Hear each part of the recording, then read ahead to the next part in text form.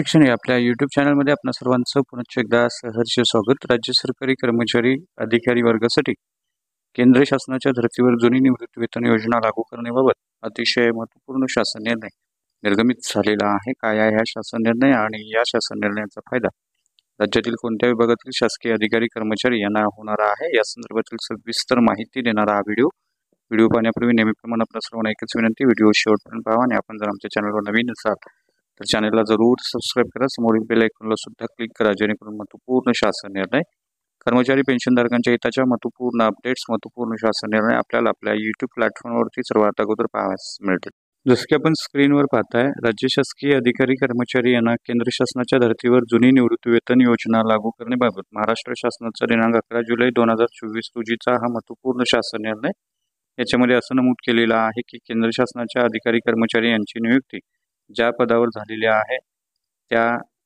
आणि जे कर्मचारी 1/1/2004 रोजी किंवा त्यानंतर शासन सेवेत दाखल झालेले आहेत त्यांना नवीन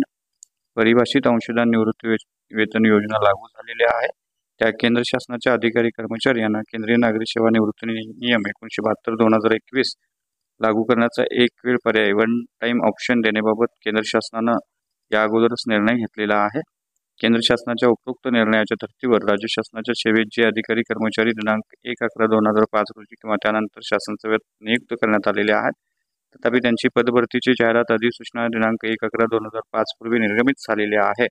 अशा राज्य शासकीय अधिकारी कर्मचारी यांना महाराष्ट्र नागरी सेवा निवृत्ती नियम 1982, महाराष्ट्र नागरी सेवा निवृत्ती वेतनाचा अंश राशीकरण नियम 1984 व महाराष्ट्र सर्वसाधारण भविष्य निर्वाह निधी नियम 1998 व अनुषंगिक नियमाच्या तरतुदी लागू करण्यासाठी एक वेळ पर्याय वन टाइम ऑप्शन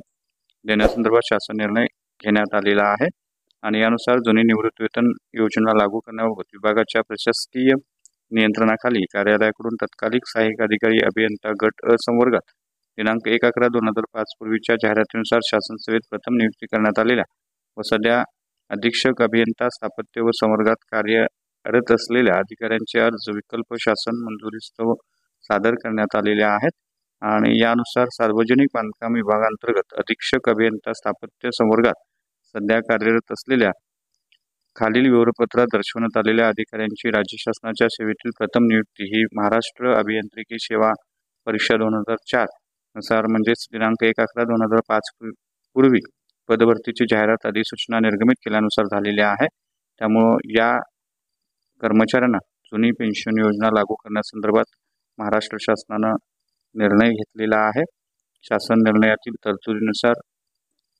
केंद्र शासनाच्या धर्तीवर महाराष्ट्र नागरी सेवा निवृत्ती नियम 1982, महाराष्ट्र नागरी सेवा